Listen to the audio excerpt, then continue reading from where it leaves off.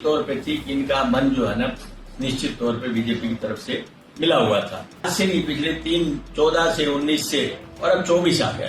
तीनों चुनाव के अंदर इसी तरह की घटनाएं घटी हैं कि कांग्रेस पार्टी के उम्मीदवारों को मुखालफत करके उनके चुनाव में उनकी शिकस्त कराने का प्रयास करना। उन्होंने हमेशा भाजपा से मिली भगत करके काम किया।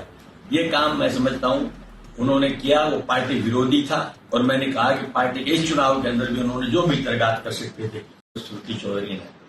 ये बहुत लंबे समय से इस तरह की अटकलें लगाई जा रही थी, क्योंकि उन्होंने पिछले राज्यसभा के चुनाव में जिस तरह की मतदान के अंदर हिस्सा लिया था और उसके बाद से चर्चाएं शुरू थी और हम एक वोट से हार गए थे। उन्होंने खुद एडमिट किया था कि मैं एक टिक मार्क किया और मैं आ गई। तो वो एक बात बड़ी निश्चित तौर पे थी कि इनका मन जो है ना निश्चित तौर पे बीजेपी की तरफ से मिला हुआ था। और आज मैं समझता हूं कि कांग्रेस के लोग बड़े इस बात से एक तरह से महसूस कर रहे हैं कि वाकई में जो गलती हमने पहले की थी उसका निराकरण बहुत पहले हो जाना चाहिए था, जो आज हुआ है।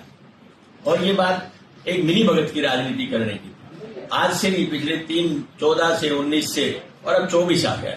तीनों चुनाव के अंदर इसी तरह की घटनाएं घटी हैं कि कांग्रेस पार्टी के उम्मीदवारों को मुखालफत करके उनके चुनाव में उनकी शिकस्त कराने का प्रयास करना और अपने तौर पे सिर्फ अपनी सीट को बचाने के लिए काम करना। हमारे 9 विधानसभा में से सिर्फ 2 सीटें थी हमारे पास, एक मेरी एक उनकी। और उन्होंने हमेशा भाजपा से मिली भगत करके काम किया। ये काम मैं समझता हूं उन्होंने किया, वो पार्टी विरोधी था। और मैंने कहा कि पार्टी के इस चुनाव के अंदर भी उन्होंने जो भी तरगात कर सकते थे वो उन्होंने किया।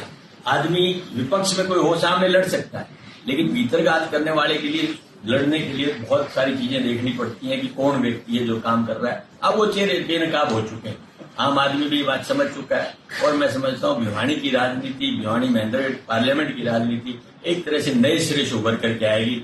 तो भूपेंद्र सिंह हुड्डा ने जो फैसले लिए हैं आज तक बहुत मजबूत फैसले लिए हैं, कांग्रेस पार्टी को मजबूत करने के लिए। पहली बार ऐसा हुआ है कि उम्मीदवारों का चयन ठीक किया गया। उनकी परफॉर्मेंस देखिए, उनकी वोटिंग परसेंटेज देखिए, तो आप अपना आप समझ जाएंगे कि हकीकत में कांग्रेस को कौन आगे ले जाना चाहता है और कौन पीछे ले जाना चाहता था।